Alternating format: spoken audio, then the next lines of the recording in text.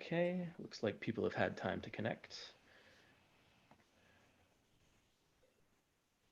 Okay, we are live. Welcome to Boston Basic Income.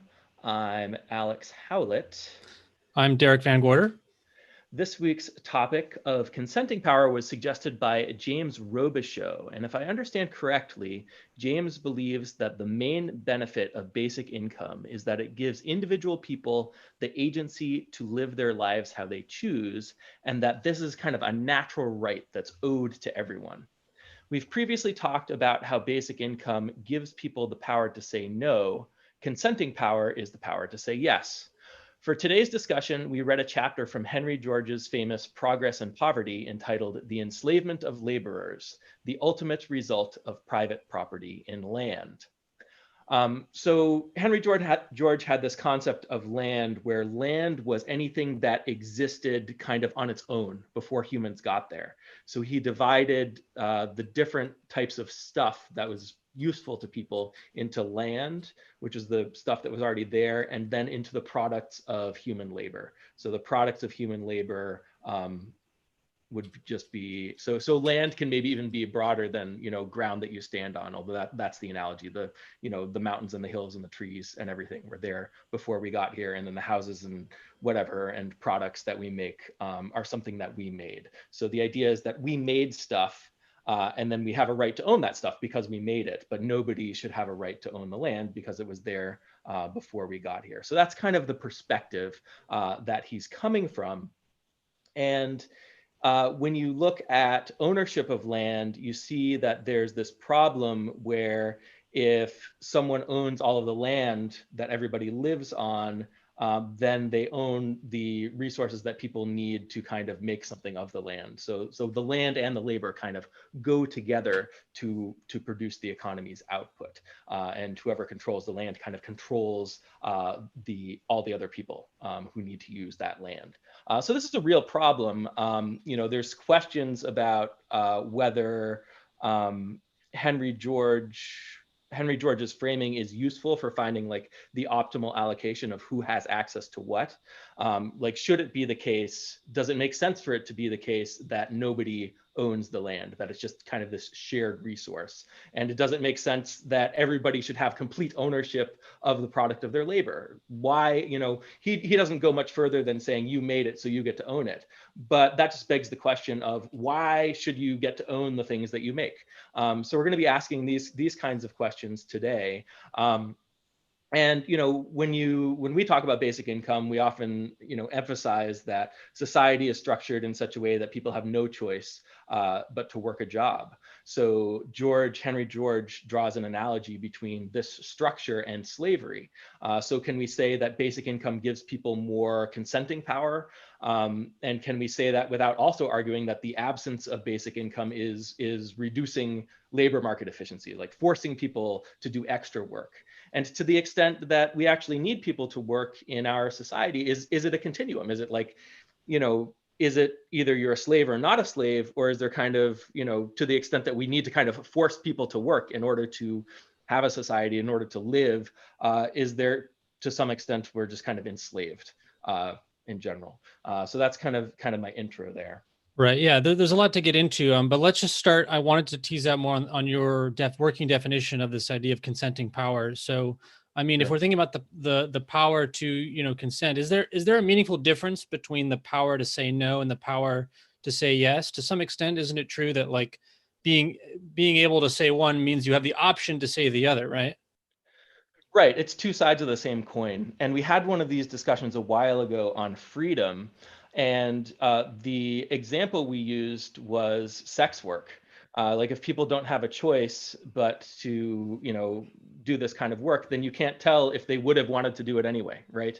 But if you live in a world where everyone has the freedom to spend their time how they want, and nobody's going to be forced into doing something out of desperation or something like that, then maybe they'd still do the same thing they would have been doing otherwise, but you can know that they're consenting to it because you know that they could have said no to it. So the power to say no and the power to say yes is two sides of the same coin. I agree. Yeah, I mean, preference falsification factors is sort of an important distinction there. I mean, it's interesting because Henry George is going to use the analogy of slavery, and I think when people think about slavery or chattel slavery, people are usually thinking of a scenario where it's pretty obvious that the other person doesn't want to be enslaved, but then we're using the law or physical force to get someone to do this thing. But then there's this as we go further away from that, you get this continuum where, okay, maybe people nominally have the option to say no and do something else, but then because of the pressures around them in the environment, they effectively don't. Yeah. But of course, like, I'm not sure if you ever really, like, to some extent, all of us in a benign sense, maybe feel like we have to do certain things, and some of those always be around. So, but it's true that, like, we we want to get further away. We want to get into more freedom than less, generally speaking. Yeah, I think that's a really good point. And something that Henry George brings up about actual slavery is that when you have slaves and a direct owner of those slaves, then that slave owner has a direct connection to the workers and kind of an ownership of those people, not just in the sense of control, but in the sense of responsibility for taking care of the people. And if you create this kind of intermediated market system where the workers are no longer owned by the people who own all the land and all the resources and that kind of thing, and they're all kind of competing, then that responsibility goes away. So he tells us an anecdote about a guy who goes to England during slave times. He's an abolitionist, and he goes to England and he gives a presentation, and he says, "This is what the slaves get," and it's kind of anticlimactic because what the slave owners gave the slaves in the United States was generally much better than what the poor working class got in England. So they're like, well, wait a minute. And that's, like, I don't know to what extent that's true, to what extent, the slaves actually had it better than poor people in a market economy, poor workers in a market economy. But you can see how that would happen. You can see how, well, people want to come work for me. I want to pay the least amount possible. And if they don't like it, they can go somewhere else. But if there's nowhere else for them to go, if the land is all owned by people who want to pay people as little as possible to work it, then you kind of run into this problem. Yeah, you do, but it does seem like there's an important distinction to draw out there. And I think we have to understand, at the end of the day, he's making an analogy and saying it's effectively, or it's similar to slavery. Right. And there's a difference there. I think most reasonable people would grant that, like, even if there's, like, opportunities for high wages and good standard of livings are scarce, it's probably better to have that opportunity to take the dice roll, right, and go in the labor market and have that option than to absolutely not have that option. Well, I think he's saying that market-based wage slavery and chattel slavery are both forms of slavery, and there are perhaps ways in which the wage slavery is worse than the chattel slavery, but not in every sense.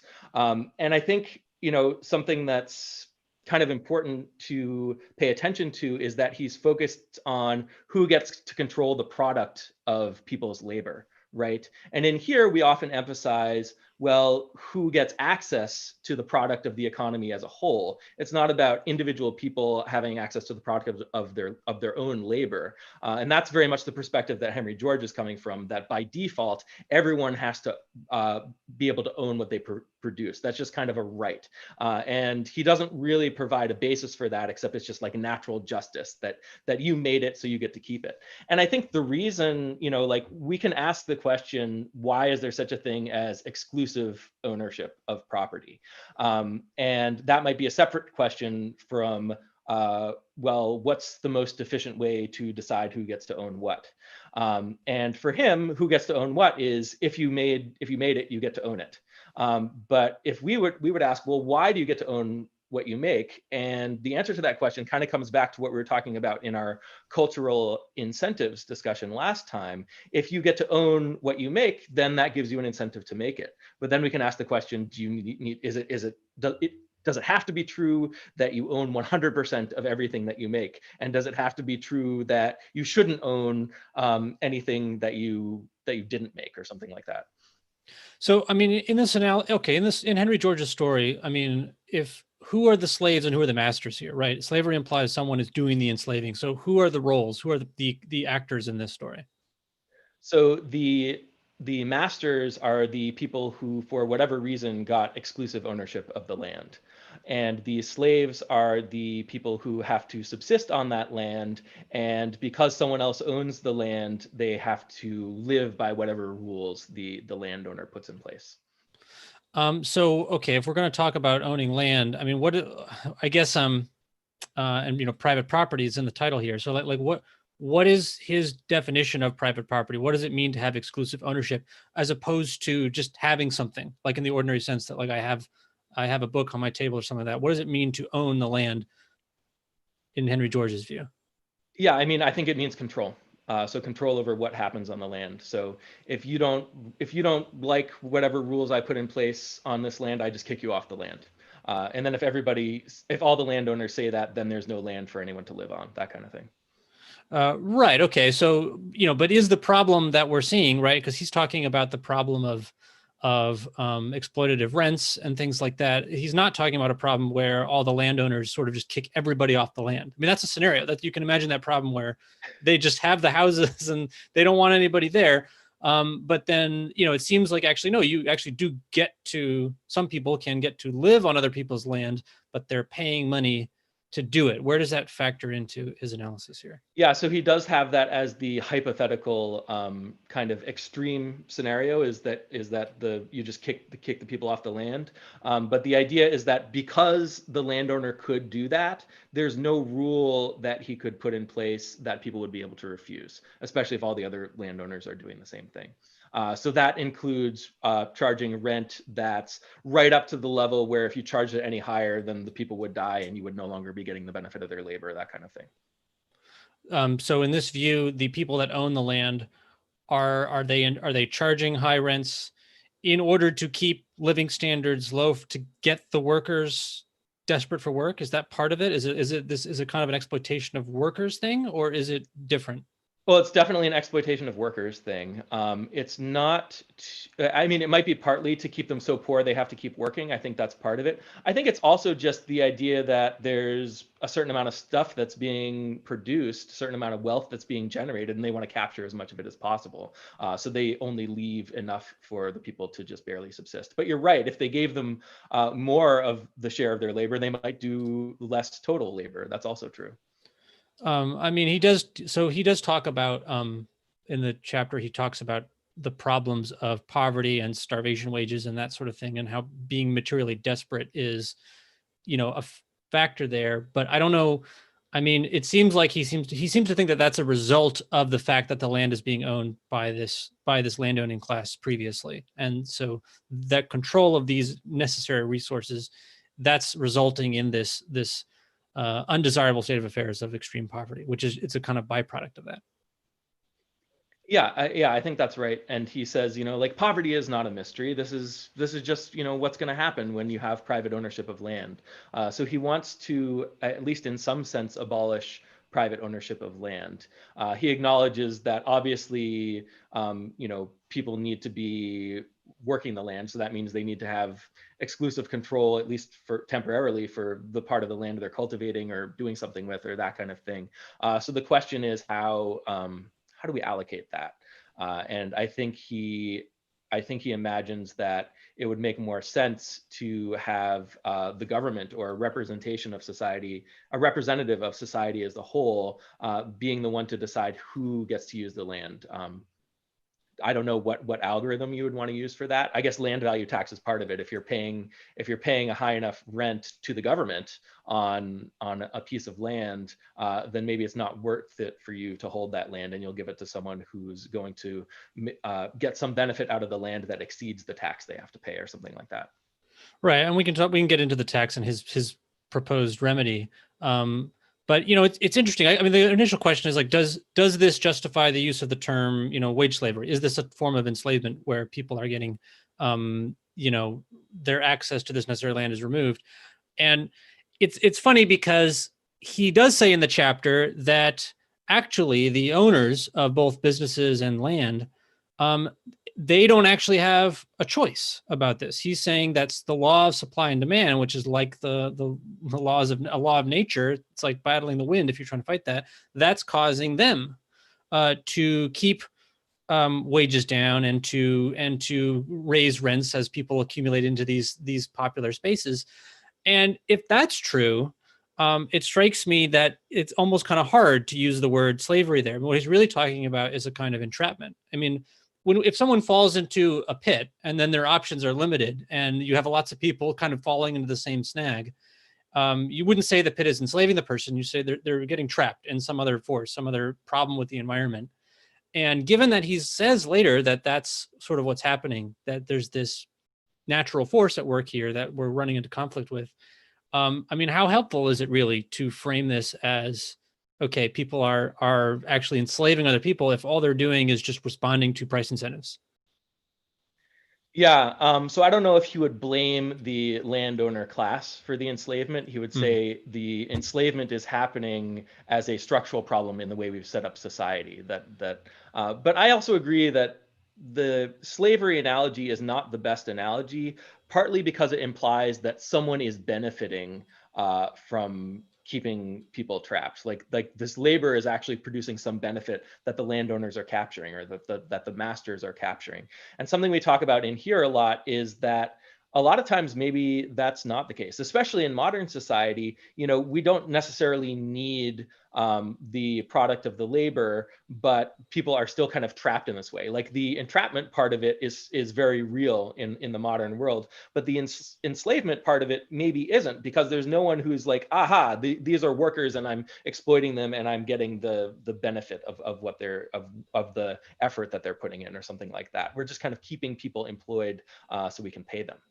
Yeah, and so that makes me wonder. I mean, do we actually think it was meaningfully different then, or is it just more obvious now? Because now the labor and land doesn't have that tight connection that it used to, and I mean, I don't really I don't think that we look at it that way in the modern world anymore. As it's just easier to see now, and was it always true that in the past maybe actually maybe it wasn't the the land ownership itself, but it's the other thing he emphasizes, the poverty, the starvation wages, that kind of thing. Yeah, I mean, I think you're right that it's perhaps just more obvious now, that it's not that there aren't like rich people necessarily who are benefiting from trapping all these people in these desperate jobs, that kind of thing. To take the analogy of today back to the 19th century, we could imagine society set up and structured in such a way that we're giving slave owners an incentive to buy more slaves, so that all the slaves have masters and are therefore provided for, or something like that. So that literally would still be slavery, but you'd still see the same kind of dynamic that we see in the modern world, where we're keeping people busy and reducing their freedom in exchange for giving them money, or for providing for them.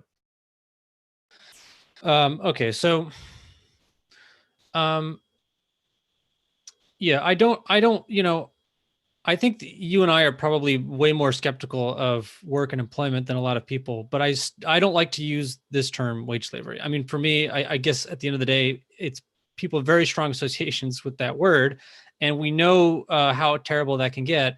And however unpleasant, coerced work, or coerced by poverty, coerced by low wage work, however bad that is, it just seems to me useful to differentiate that. If you combine the two concepts, people will sort of think that you're saying something that you're not, and then you're going to have to spend a lot of other paragraphs explaining how it's different, because it is different. Yeah, I think that's right. It's probably smart to avoid the term wage slavery, because you don't want to necessarily get into a discussion about how there's some class of people that's taking advantage of another class of people, that kind of thing. Like the problem is real. People are poor and they're stuck and they're working, and they could be a lot better off, but they're trapped. But you don't want to get into a discussion of, well, it's because all these people are reaping the benefit, or something like that. Yeah, okay. Those are my initial questions. I think I have more thoughts, but let's I notice I think Bethany has her hand up in the chat. Yeah, let's go to Beth.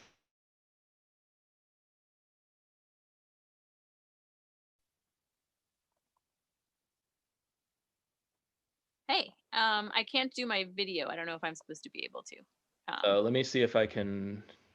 This is the first time we've disabled people's video. Yeah, no worries. Um. Oh I wait, can here start here we talking go. while I you're got it. doing that. I think I Okay. got it. Uh. or maybe I don't. So while Go you're ahead. working on that, I had two questions, I guess. The first, and maybe we're going to get into this, is sort of what alternative does he propose for private ownership? Because obviously, as we started to talk about, there are reasons to have ownership. One of them is the incentives to like work the land or use the land or whatever, and another one is to avoid conflict. Like you have to somehow enforce that people don't enforce their own ownership over the land otherwise, which people are going to want to do. And so there are those kinds of concerns, and I'm curious. Oh, sorry.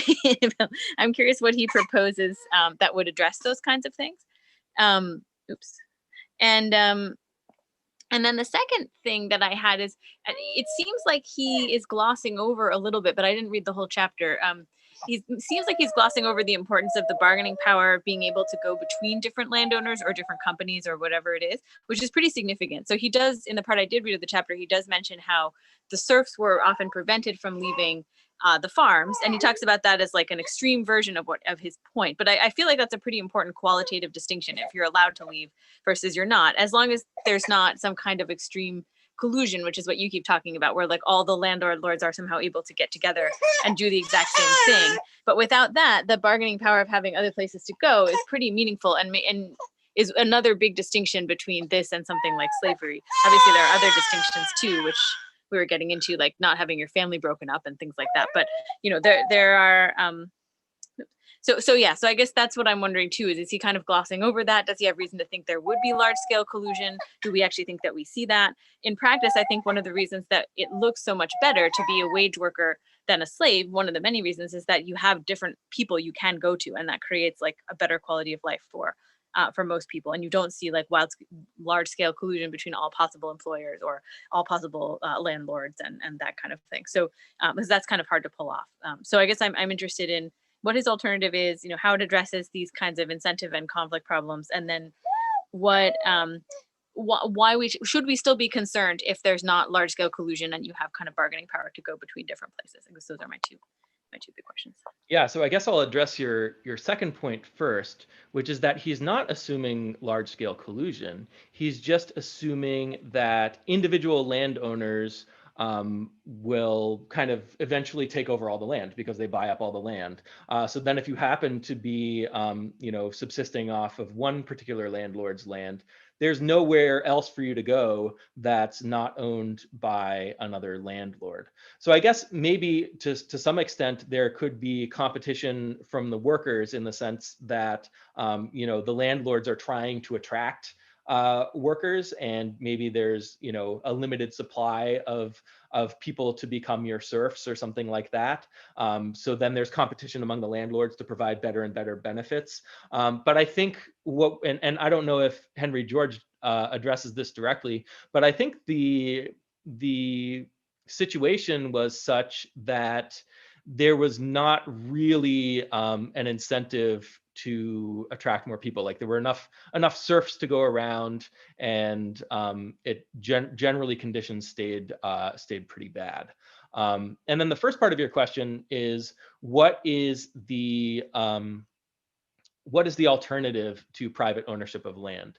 So I don't think he talks about why do we have private land ownership except people want to take over land and own a bunch of stuff. But I was asking the question before, why do we have ownership in the first place? Why do we have exclusive ownership of things? And that's because certain things are rivalrous in nature. Only one person can use it at a time. So you need to have a way of determining who has access to what. So if you don't have a system of ownership of land, then you can't have two people standing on the same spot, or you can't have two people, cultivating crops on the same plot of land, right? There's a physical conflict there. So you need a way of resolving that. And the ownership system is one way of doing that. Now, if you come up with another way of doing that, and you have, the government allocate the land, you can grow crops on this land this year, or something like that, or build your house in this place, then yeah, to some extent, what you've done is you've made the government the ultimate landlord or something like that, and then everybody else is a tenant on the government's land, and the government maybe represents the interest of the people instead of the interest of himself as a landlord or something like that. But you can still frame that as whoever gets to live there in that moment, it's a form of ownership, and then you're paying a tax for the privilege of owning that piece of land for that period of time or something like that. And that's very similar to what we have now, right? In modern society, we have property taxes. You might own your house, but you pay taxes on it. So in a sense, you are renting your house from the government at any given time. But yeah, there's not really, you need some way of determining who has access, who gets to use it. And it has to be exclusive if the physical nature of the object, if it's land, only one person can be using it at a time, that starts to look like exclusive ownership. Does that answer your questions, Bethany? Yeah, I guess it still seems like some of the problems he's talking about would happen even with taxes on the land, because there still could be people left out who then have nowhere to go unless they offer something to the landlord, or like all that kind of thing. So it's not obvious to me how he makes such a striking case that this is such a disaster, and then it's not clear to me that a tax solves it, but maybe that a high enough tax has consequences I'm not thinking about. Yeah, I mean, I think he imagines a world in which the rent that you pay, or the tax that you pay on the land that you occupy or own or whatever, is sufficient that you wouldn't have this phenomenon of, you'd set the tax at a level where you wouldn't have this phenomenon of a small number of people gobbling up all the land to the exclusion of everyone else. So that's kind of how you would want to set the tax, basically. But then the idea is, I mean, is that I think he says at one point that given that this private ownership of the land is causal of the problems of poverty, he suggests that, like, well, if you were to theoretically raise the tax high enough or all the way, that now there's no inequality at all. And I don't think that, like, I was thinking of objections kind of like Bethany's. Like, it doesn't seem to me that just by making it harder, to making it more costly to own the land, I don't necessarily see how that on its own helps, like, sort of redistribute the land more equally. I'm not really sure how he sees that. Yeah, I mean, I think the idea is that if the land is very expensive to own, you're only going to own it if the benefit of owning the land exceeds the cost of the tax that you have to pay. So the higher the tax, the less likely or the less liable you are to kind of just gobble up a bunch of land because it's free and then you can control it and that kind of thing. But there is this issue of, if you get control of all the land and then, what if the benefit you get from extracting the labor of all your serfs is still greater than the tax you pay, and can you ever get to a point where that wouldn't be the case anymore? So I think that's an interesting question you can ask as well. But in terms of, so I don't know how sound Henry George's ideas are. In fact, I know that some of them don't make sense, because the reason why we have ownership is, and the reason why you get to own the product of your own labor isn't because you made it and therefore you deserve it and it's a natural right or something like that. It's because that creates an incentive for you to produce. So he's clearly getting a few things wrong, but he's identifying real problems. So instead of kind of critiquing maybe what he would think the solution is, we can ask what we would think the solution is, or how we would address it. Well, related to that, I was going to bring this up, and Tommy just mentioned in the chat, Tommy Richard, that it said that one of the things he wanted to fund with the land value tax was a basic income. It says that on his Wikipedia page. Now, I don't think he used the words basic income. I saw some rhetoric towards that effect in the essay, but what does he usually describe as, from the distribution end? What do we actually pay for with the tax that we've collected? Yeah, I think he calls it a citizen's dividend. I'm not Citizens sure. dividend, right?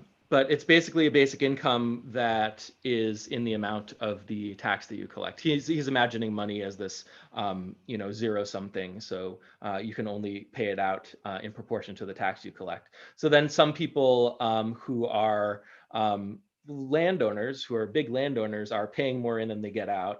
And then some people who are not landowners are getting more out than they pay in. So people are being compensated, essentially. This is kind of the justice angle. People are being compensated for the shared resource of land that's being owned by someone else. Well, but this is interesting, right? Because if it's true that the ownership of the land is really the problem, then if that was like a necessary and sufficient cause of the poverty, then why would you need to redistribute the citizens' dividend? Is this just compensation for past wrongs, right? If it's true that that the land ownership is the problem, I don't see why you need the basic income in his view. Well, the way you could frame it is that everyone is an owner of all the land, and the people who are kind of direct owners of land are really tenants paying rent to society as a whole. So everybody's collecting the rent from the people who happen to be on the land right now. So you're redistributing the rents that are accumulated by the current landowners to everybody. Yeah, that's basically right. And then you would, if you wanted to be a landowner, it would be because the rent that you pay is not as high as as the benefit that you're getting from the land. So maybe you've got some great crops that you can sell or something like that.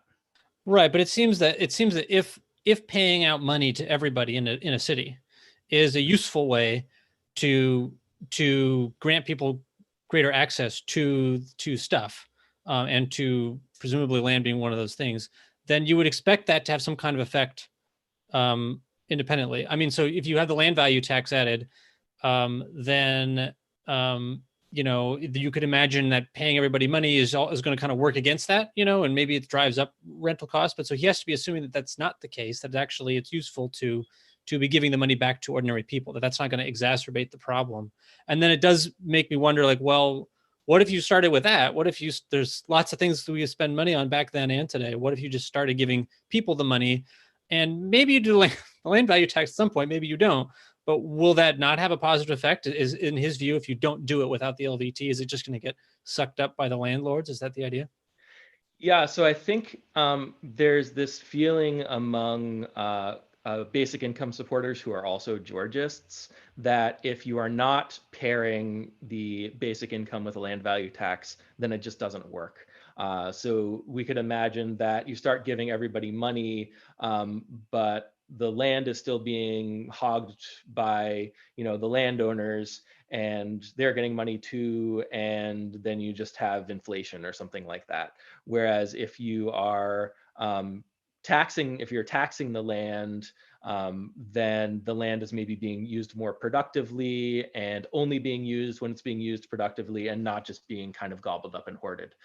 You do have this, without the tax on the land, there's no reason why one person, if it was free, wouldn't just decide to own all of the land on the planet Earth. And then there's no reason why a basic income would help there, because whatever amount of basic income the government pays out, he can raise his prices of his crops or his rents that you have to pay to him to match that or something like that. So there's nothing anchoring the money anymore.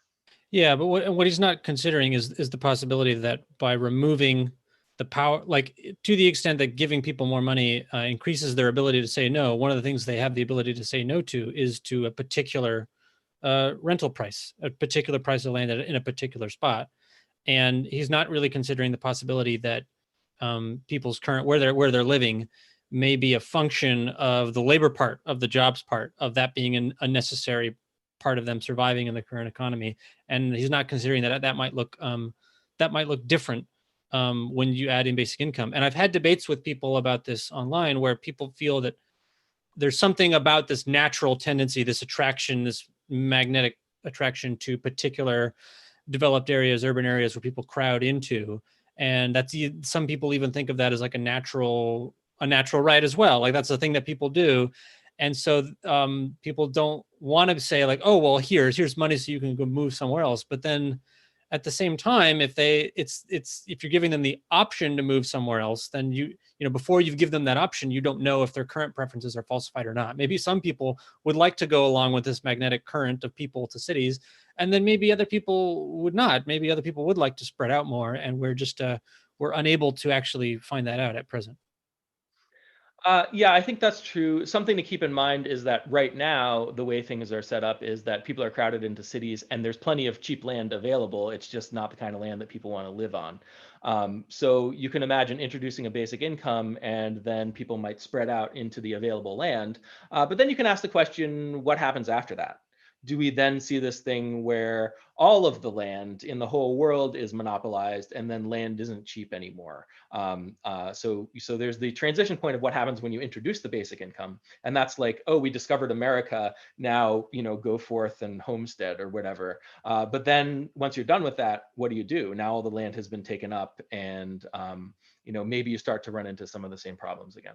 Do you think that's likely? I mean, do you think that in the current economy, land, or do you think after a basic income that land will trend to a monopoly any more so than other things? Well, I think something to keep in mind is that land is not as important as it was in Henry George's day, and especially times before then. It's not. It's no longer the case that you can really say, well, if people had the freedom to live on their own land, or not their own land, but live to find some land to cultivate and live on, they could kind of take care of themselves, and that would be fine. And this kind of gets back to what I was saying before, where he really emphasizes people having access to the product of their own labor, and someone else owning the land is able to siphon off some of the product of people's labor. And I don't think that's the right way to think about the economy at all. I think the economy as a whole produces stuff, and then money gives people access to that stuff. And land isn't really one of the things that people need, at least not in terms of the way that Henry George was thinking about it, of farms and agriculture and all of that.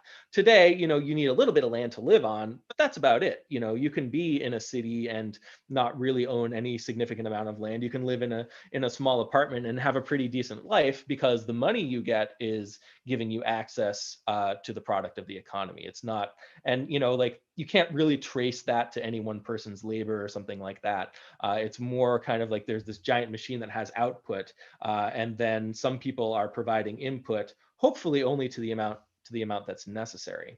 Does that make sense?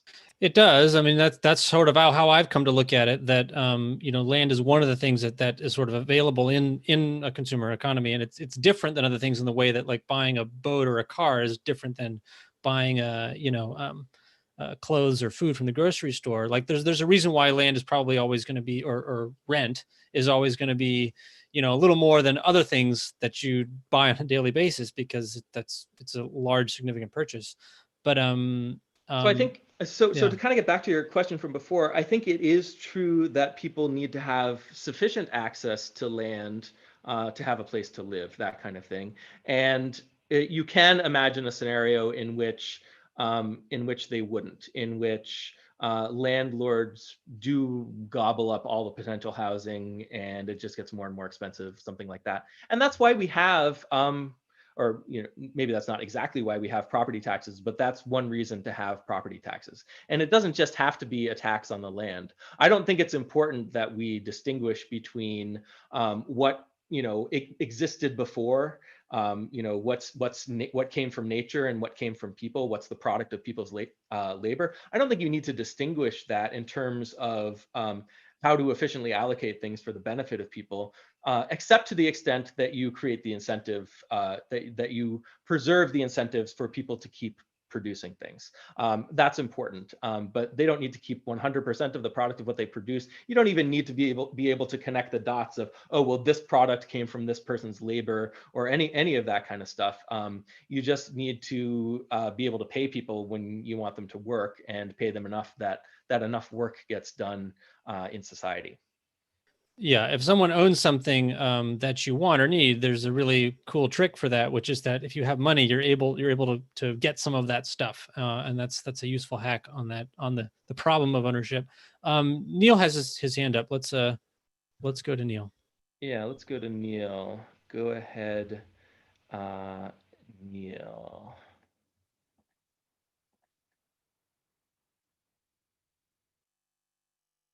If you're there, Neil.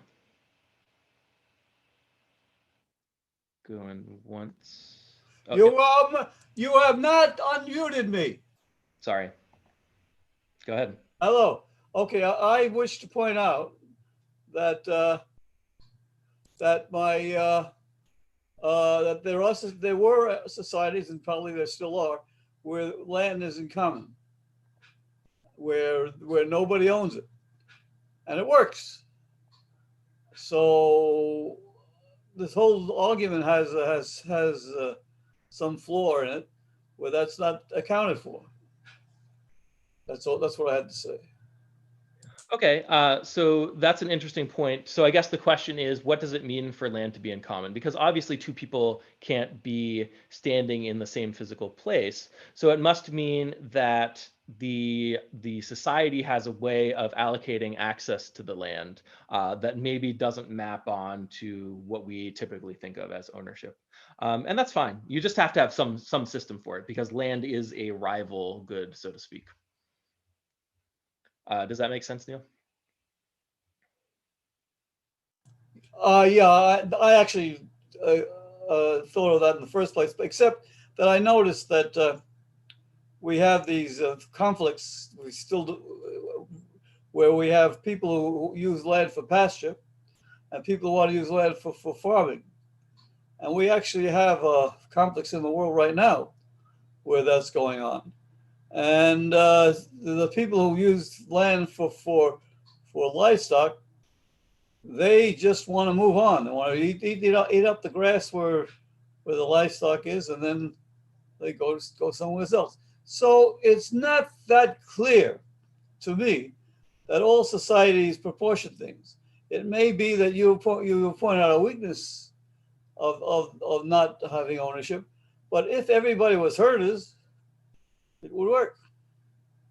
Yeah, it depends on what you're using the land for. If you're using the land as a toxic waste dump, then whoever owns it after you is not gonna really be able to do anything useful with it.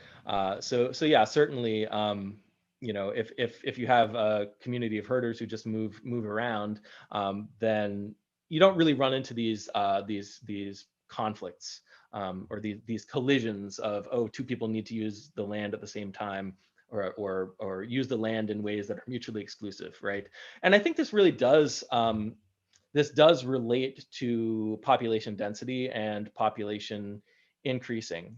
So to some extent, you could say, well, some greedy person wants to buy up all the land, and then they do because it's beneficial for them to do so, and that can be a story that we tell, and I think that's a real phenomenon. But then there's also the situation where, well, there just isn't enough land for everyone to be able to do what they want with it. So you have this scarcity, and then you run into conflict there, and you have to figure out how to allocate access to this scarce, rivalrous thing. And one of the answers to that is to have an ownership system. So it makes sense to have ownership of land, just like it makes sense to have ownership of anything else that's rivalrous. It doesn't make sense to have ownership of something that any number of people can access for free, or it doesn't necessarily make sense. So Henry George's argument, of course, is that if you put work into making it, then you should own it 100%, and it should be yours to sell, yours to decide who owns it next, that kind of thing. Or if you own something, it has to be from someone who gave it to you along the chain of ultimately going back to the original labor that created it, that kind of thing. But if that's your argument for why we should have ownership, then you would be in favor of something like intellectual property, where it doesn't necessarily make sense to exclude people, especially to the degree we do today. There's still this question of, well, how do you create an incentive for people to do the work? But the product of the work, by its nature, is not something that has to be used exclusively. So it's kind of a different thing. And that's not the distinction he draws. The distinction he draws is, well, what's natural and therefore owned by everyone versus what's the product of your own toil and therefore owned by you or whoever you sold it to down the line. In terms of a justice perspective, that can be pretty compelling, but I don't think it's compelling in terms of how useful it is to structure society, that kind of thing. I mean, it seems like the reason why we want people to have land is the same reason why we want them to have a lot of different goods, because people need to live somewhere. People need to be comfortable. We want people to to to be more prosperous. And if you don't have a place for them to go, they can't get access to a place to stay, a roof over their head, or land to exist in, then that's obviously not good. But it's the same reason that it's not good for them to be starving or to go without clothes or other commodities. So I guess I'm overall suspicious of, like, I think there are unique problems with land distribution because maybe it's more permanent and it's scarcer than some other things, but I don't see it as like fundamentally different from lots of things that people may want or need. Yeah, anything that's scarce and rivalrous, you need to kind of solve these problems. And land isn't somehow special because it's natural or something like that. You still need to figure out a way to decide who gets to use it. And I want to kind of bring it back around to basic income in terms of the problem that basic income solves. So James Robichaux is talking about how giving people the consenting power to do what they want with their lives, or with even the product of their labor, right?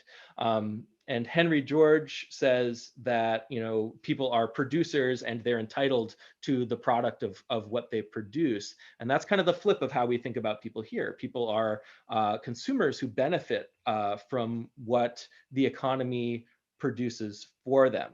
And in terms of the problem, that I think about basic income solving, it's, well, how do you give people access to the product of the economy as a whole? It's not, how do you ensure that people get to keep what they make? That's not super important. What's important is that the stuff gets made and that people have an incentive to make it, and that people are as well off as possible, and regardless of who's making the stuff, that everyone has access to the benefit, and that the incentives are such that all works. So basic income solves the problem of getting money to people so they can buy things. And I think that's a broader way of thinking about basic income, or a more complete way of thinking about the problem that basic income solves. The economy in general is not going to produce what people don't have the money to buy. And even if it is producing something and people can't buy it, then they're in a situation where they're not getting the maximum benefit anyway. I think if you think of people as producers first and you try to justify what people get based on what they put in, then you're framing basic income around that, then you're limiting you're limiting what you can do with the basic income, and you might not get the optimal amount that benefits everyone. And you don't want to continue to be in a situation where people are working perhaps not at their maximum productivity because you're trying to figure out a way to reward them, that kind of thing. Yeah, but in this case, we're not talking about something that's produced per se, but we're talking about a natural resource that sort of exists, and then through the process of history, a lot of it's been acquired previously, and now we're doling out portions of it. Now, in a frontier scenario where there's a bunch of land that's unclaimed or claimed by someone that you want to push out, and we're now acquiring lots of new land, and it is sort of like people go out and they would just put a stake and they would make a fence, and now it's their land, and that's the origin of that particular private property. But we don't currently live in that scenario. So, like, I guess, would you say that it doesn't, the intuition people have that, like, there's something bad about the fact that the land is owned, it doesn't really matter if someone in the past acquired it and then gave it to someone else and now it gets to someone else? Like, that doesn't really matter. If money can facilitate those transactions, then it doesn't really matter if the land wasn't sort of freshly claimed by someone. Yeah, exactly. That's exactly right. And Henry George would say that if there was some improvement, that over time, you can't really tell. It was maybe originally human made, but then it's been centuries, and it's something that kind of was basically already there. He would say that, well, then you should incorporate that back into the land, and everything goes back to the land, and you no longer think of that as a human made, human owned thing. You think of that as land again. I would say go the other direction. I would say, hey, this is this thing that's here, and we need to figure out a way to allocate it. We have this system of ownership that applies well to the things that people make. You can use it for things in nature as well. You still have the same fundamental kind of allocation problem that you have to solve. That makes sense to me. Okay, is there? I don't remember who put their hands up first in the chat, but we have a few comments to look over. Okay, do you like all the comments of everyone who has their hand up? Let's see. Let's go to Joan. Go ahead, Joan. Yeah, well, this harkens back a little bit to what we were talking about before. And I'm not sure you've explored the idea of ownership really in a way that's as complicated as it could be. It could make it more complicated. I mean, I know that your position, Alex, is I know what your position is on intellectual property and all of that, but I mean, if you think of land as the reason for the making of something, you could argue that if you didn't have that reason and you didn't have, let's say it's a company, go away from land, say some place where you're given to create something. Now, whatever you create, you're doing that in a building that belongs to somebody else where they pay for all the utilities and blah, blah, blah. And you've been hired, to work there and so forth, which is a common thing that happens to people. So the thing that you create, is it yours or is it not yours? Ordinarily, it belongs to the company because you created it and they provided the conditions for which you could create it. And you could argue the same thing about land, that you don't own that land and you don't own that company. And therefore, you really don't own what comes out of that. You don't own what because you wouldn't have been able to make that thing without those conditions. Yeah. So I guess what I'm getting at too is that your point of view is about the consumer more than the maker of things, more than the producer. So why don't I address the point Okay. that you just right. made? Yeah. So I think Henry George would be the first person to say that it takes land and labor together in order to make something. So if you have a landlord who is kind of controlling all of the land, then that means he can get the product of he can be in a negotiating position where the worker has to sell him the product of the labor, and there's nothing he can do about it. In Henry George's idea of a fair world, you would have the laborer still might be working for a company or someone, but they're in a position where they have the power to consent to selling the product of their labor or selling their labor. So it's still something that can be owned in Henry George's mind because it originally goes back to human effort, and that person decided to trade it for something kind of down the chain. Now, in terms of so it's the difference between if you're being forced to go work at a company and sell them whatever you're doing versus if you have that choice. So that kind of gets back into the consenting power aspect of it. Does that make sense? Yeah, that makes sense. We'll talk about it later some other time, the rest of it. Yeah, thanks. Yeah, that sounds good. I mean, it still seems to me a lot of this has to do with like kind of a moral justifications of ownership, and not so much maybe just the technical process of having stuff. And then we have a sort of convention, maybe you can call it a social convention, something else, where if someone has something, you don't usually just take it from them, right?